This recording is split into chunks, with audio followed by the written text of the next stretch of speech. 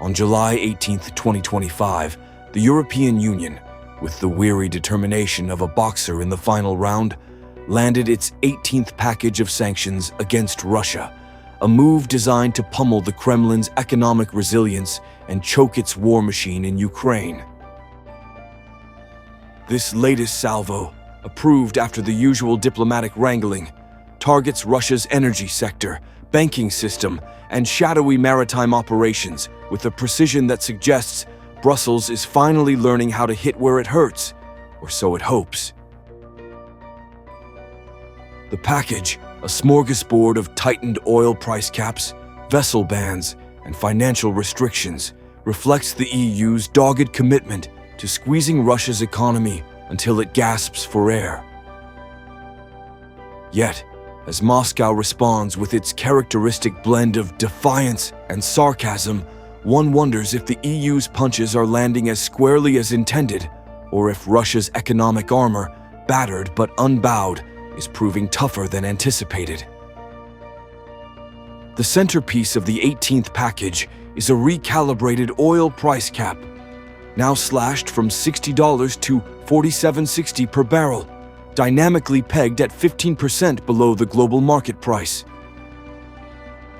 Effective September 3, 2025, with a 90-day grace period for existing contracts, this cap aims to starve Russia of the oil revenues that constitute a third of its government budget. The EU, in a rare display of foresight, has also banned imports of petroleum products refined from Russian crude in third countries, save for a few Western allies like Canada and Norway. This move targets Russia's sneaky habit of laundering its oil through refineries in places like India, where Rosneft's stake in Nayara Energy now finds itself under Brussels' crosshairs. Add to that a complete transaction ban on the defunct Nord Stream 1 and 2 pipelines, ensuring those rusty relics of Russian gas ambitions remain dead in the water, and you have a package that's less a slap on the wrist and more a calculated jab at Russia's fiscal jugular. Not content with energy alone, the EU has turned its gaze to Russia's so-called shadow fleet, those creaky, uninsured tankers that Moscow deploys to dodge oil export restrictions. The 18th package blacklists an additional 105 vessels, bringing the total to 444, and for the first time, sanctions a ship captain and a private operator of an international flag registry.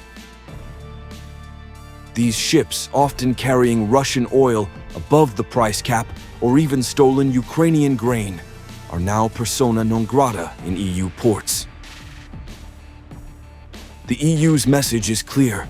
Russia's maritime subterfuge, once a clever workaround, is running out of sea room. Meanwhile, the financial sector feels the squeeze with a full transaction ban on 22 Russian banks and the Russian Direct Investment Fund, further isolating Moscow from global markets.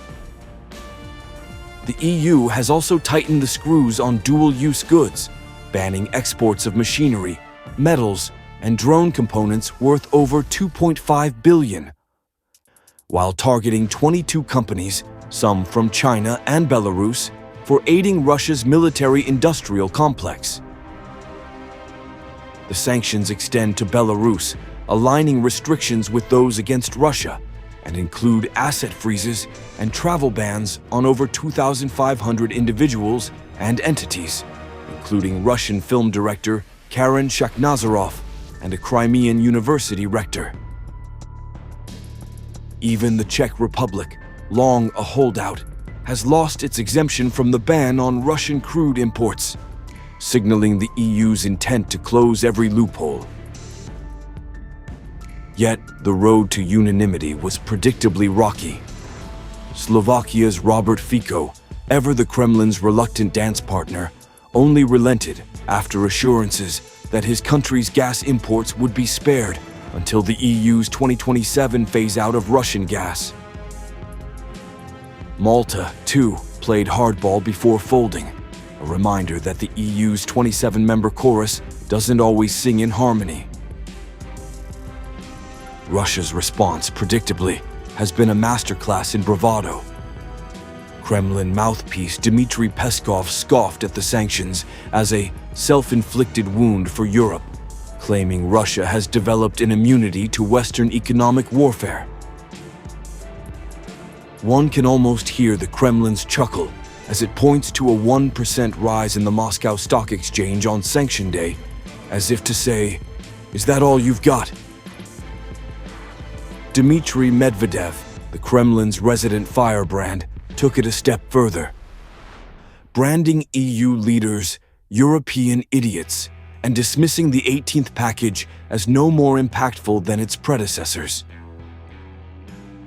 On Telegram, he vowed a policy of maximum distancing from the EU, a threat that sounds more like a promise to double down on Russia's pivot to China, India, and other non-Western partners. Indeed, Moscow's strategy has been to lean on its shadow fleet, third country refineries, and alternative financial systems like SPFS to keep the rubles flowing. Yet, beneath the bluster, cracks are visible. The EU claims Russia's oil and gas revenues have plummeted by 80%, with a ballooning deficit, 21% interest rates, and inflation north of 10%. The tightened oil price cap and shadow fleet bans could further erode Russia's economic maneuverability, especially as the G7's coordination falters. Washington, notably, has balked at lowering the oil cap. Posts on X suggest Russia is spinning this domestically as a victory, with some claiming Moscow celebrated the sanctions with public festivities. Such theatrics, however, can't mask the slow bleed of an economy stretched thin by war. The Kremlin's demand for sanctions relief in ceasefire talks betrays a sensitivity it publicly denies, hinting that the cumulative weight of 18 packages is heavier than Moscow lets on. The EU, for its part, remains resolute. Ursula von der Leyen and Kaja Kallas have framed the sanctions as a signal of unwavering support for Ukraine, with plans for a 19th package already in the works. But the question lingers: how many more punches can the EU throw before its own economies, battered by energy costs and inflation, start to wobble? The sanctions are a high-stakes gamble, banking on Russia folding before Europe's unity does. For now, Moscow's defiance holds firm, its shadow fleet still sails, and its propaganda machine hums along. Yet, as the economic noose tightens, one wonders if Russia's bravado is just a mask for a regime feeling the walls close in.